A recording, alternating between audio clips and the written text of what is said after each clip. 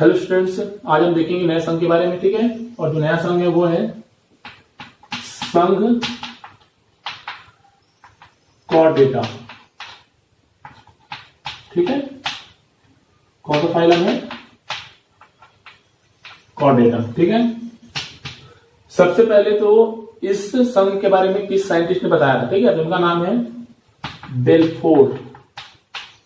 ठीक है, बेल्फोर जो साइंटिस्ट है, जो वैज्ञानिक है, इन्होंने सबसे पहले इस संघ के बारे में बताया था। ठीक है, इसके अलावा इनमें और भी कुछ लक्षण है। ठीक है, जैसे इनमें जो महत्वपूर्ण लक्षण अगर आपको इस संघ के बारे में जानना है तो वो है, पहला तो इनके शरीर में,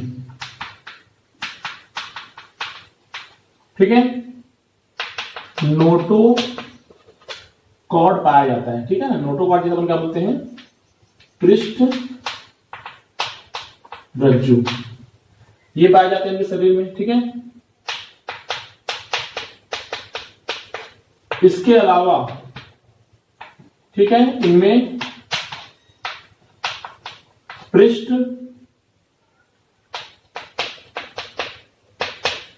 नालाकार तंत्रिका तंत्र भी पाया जाता है। ठीक है, जिसको हम क्या बोलते हैं इंग्लिश में?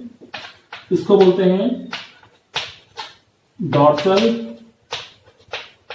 Tubular nervous system. ठीक है, तो ये चीजें इनमें पाई जाती हैं। ठीक है, इसके अलावा इनका जो तीसरा जो लक्षण है, ठीक है,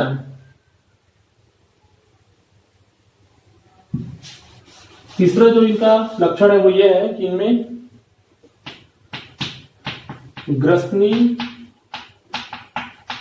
क्लोम दरारें पाई जाती हैं। ठीक है, ग्रसनी क्लोम दरारें को क्या बोलते हैं? फेरेंजियल। ठीक है, इसको बोलते हैं फेरेंजियल गिल्स स्लिट। ठीक है, गिल्स स्लिट्स। तो ये जो तीन इंपॉर्टेंट जो इनमें लक्षण होते हैं, ठीक है ना, इसके अलावा अगर इस संघ के बारे में और अगर देखा जाए, ठीक है, और इस संघ में क्या क्या लक्षण होते हैं, तो याद रखेंगे कि कॉर्डेटा संघ को, ठीक है, दो उप संघ में ऐसा बोल सकते हैं कि दो, ठीक है, दो अलग अलग और संघों में बांटा गया है, या दो प्रकार से बांटा गया है। वो ये है, पहला तो है एक्रीनिएटा। ठीक है, और दूसरा है क्रीनिएटा। ठीक है, याद रखेंगे एक्रीनिएटा और क्रीनिएटा। ठीक है, अब देखिए जो एक्रीनिएटा है ये, ठीक है ना, इनमें याद रखेंगे इनके जंतुओं में खोपड़ी नहीं पाया जाता, खोपड़ी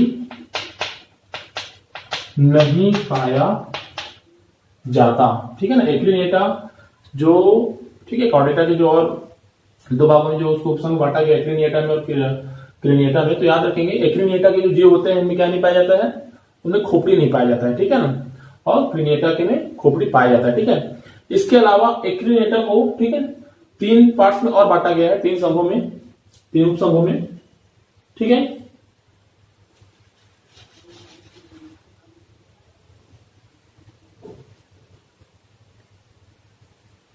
तो ये जो तीन उपसंघ है, इसके तीन और जो उपसंघ है वो है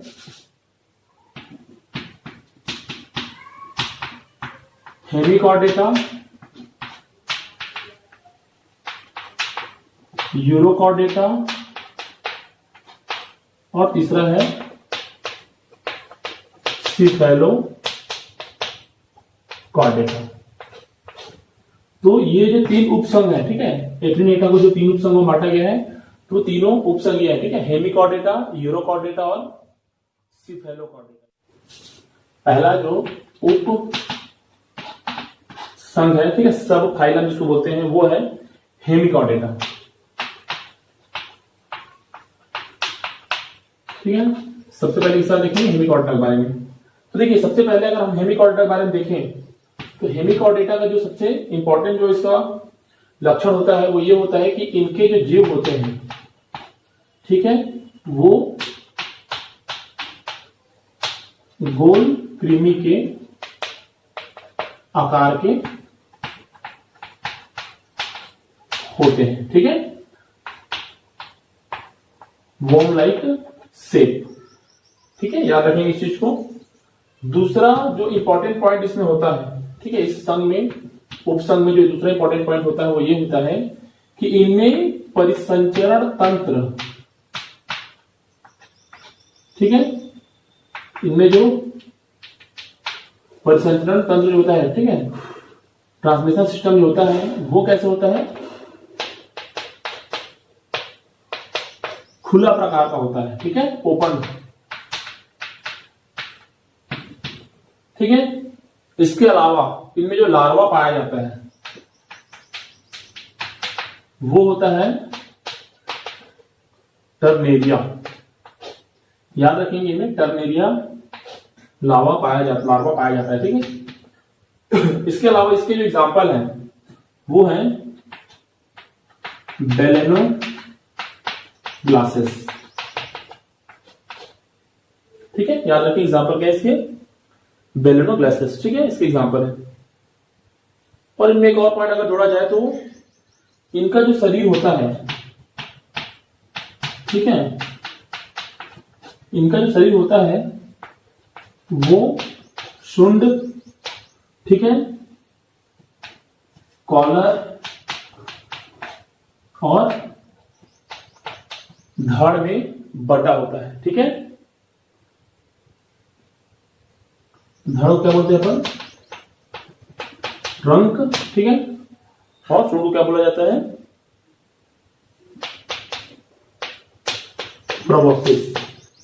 तो ये जो है ये उपसंघ हेमिकॉर्डेटा के लक्षण है, ठीक है। ये हेमिकॉर्डेटा में क्या क्या चीजें होती है, हेमिकॉर्डेट जीवों में क्या क्या लक्षण होते हैं, ठीक है। इसके बाद जो सेकंड है वो है अगला जो उपसंघ है वो है सिफेलो कॉर्डेटा, ठीक है, याद रखेंगे, बहुत इंपॉर्टेंट है ये। पहला इसमें जो लक्षण होते हैं, ठीक है ना, तो पहला जो लक्षण इनमें होता है वो ये होता है कि इनमें पृष्ठ रज्जु होते हैं, ठीक है, नर्व कॉर्ड इनमें क्या होता है, प्रेजेंट होते हैं, ठीक है, याद रखेंगे इस चीज को, ठीक है। दूसरा ये रहता है कि जो सिफेलोकॉर्डेटा है इनके जीवों में हृदय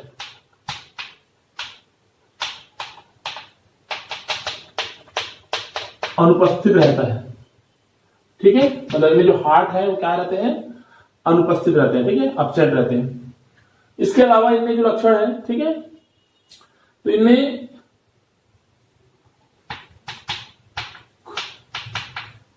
खोखली तंत्रिका तंत्र पाई जाती है, ठीक है, डॉर्सल हॉलो नर्वस सिस्टम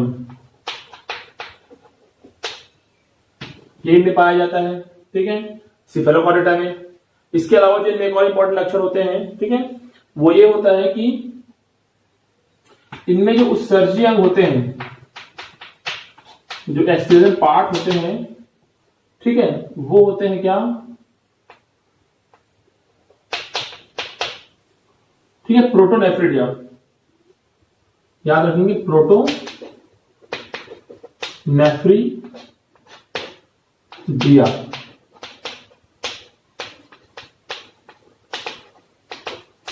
ठीक है। तो ये उपसंघ सिफेलोकॉर्डेटा के क्या है, लक्षण है।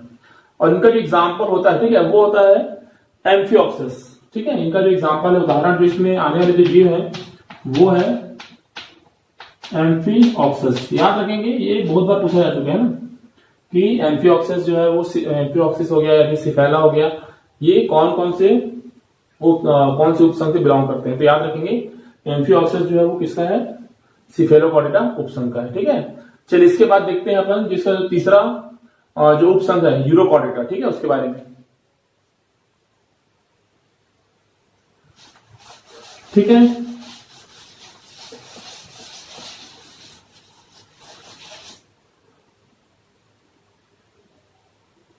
तो याद रखेंगे उपसंघ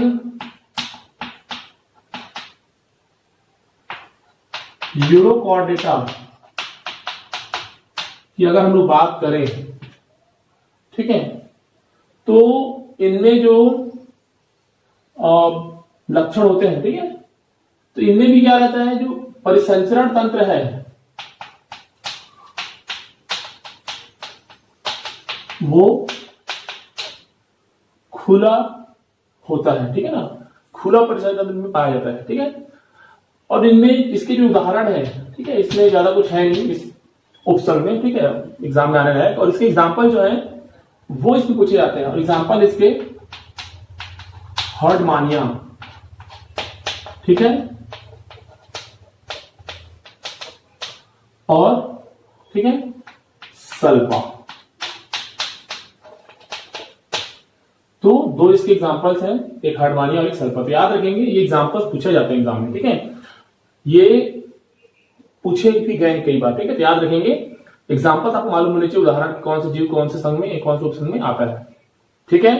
तो ये तो हो गए एक्रिनिएटा के बारे में, ठीक है। अब आगे हम पढ़ेंगे क्रेनिएटा के बारे में, ठीक है। तो अगला जो उपसंघ है वो है क्रेनिएटा, ठीक है, या इसी को अपन क्या बोलते हैं, वर्टिब्रेटा। याद रखेंगे ना, क्रेनिएटा को क्या बोला जाता है, वर्टिब्रेटा भी बोला जाता है, ठीक है।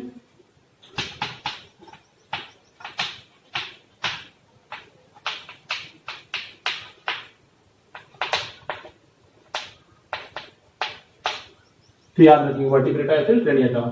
तो इसमें जो सबसे पहले तो इसमें जो एक इंपॉर्टेंट गुण होता है जो कि एक्रिनेटा नहीं होता, वो ये होता है कि इनमें खोपड़ी पाया जाता है, ठीक है। क्रेनियम क्या होते हैं, इनमें प्रेजेंट होते हैं, ठीक है, इसको याद रखेंगे। इसके अलावा इसमें देखा जाए तो क्रेनिएटा में, ठीक है, मेरुरज्जु, ठीक है, स्पाइनल कॉर्ड भी क्या होते हैं, प्रेजेंट होते हैं, इसको भी याद रखेंगे, ठीक है। और इसके अलावा क्रेनिएटा को जो है, ठीक है, अगर देखा जाए तो क्रेनिएटा को दो वर्गों में बांटा गया है, ठीक है। पहला है इग्नेथा, ठीक है, और दूसरा है ग्नेथो स्टोमेटा, ठीक है, एग्नेथा और ग्नेथो स्टोमेटा, ठीक है, याद रखेंगे इसको। तो जो ग्नेथो स्टोमेटा है, ठीक है, देखिए इसमें एग्नेथा मतलब ये होता है कि जो जबड़ा रहित होते हैं, ठीक है, और ग्नेथो स्टोमेटा मतलब जो जबड़ा सहित होते हैं, ठीक है। तो ग्नेथो स्टोमेटा को फिर से दो भागों में बांटा गया है। एक तो इसको बांटा गया किसने, एक तो बांटा गया है पीसीज में, ठीक है, पीसीज का मतलब जिसमें बेसिकली कौन से आते हैं, मछली, सही, ये सब आते हैं, वो किसमें आते हैं, पीसीज में, ठीक है। इसके अलावा इसको एक और भागों में बांटा गया है, वो है ट्रेडापोटा, ठीक है, याद रखेंगे। और ट्रेडापोटा के अंदर जो आते हैं, ठीक है, तो ट्रेडापोटा के अंदर क्या क्या आते हैं मैं आपको बता दे रहा हूं। ट्रेडापोटा के अंदर हम लोग जो पढ़ेंगे वो हम लोग पढ़ेंगे, ठीक है, एम्फिबियंस के बारे में, ठीक है, सरीसृप के बारे में, ठीक है, ये सब वर्गों में आएंगे ना अभी, रेप्टाइल्स जो होते हैं। इसके अलावा हम लोग पढ़ेंगे बर्ड के बारे में, ठीक है, पक्षी के बारे में, और एक हम लोग और क्या पढ़ेंगे इसमें, चौथा जो है वो है इसमें स्तनधारी, ठीक है,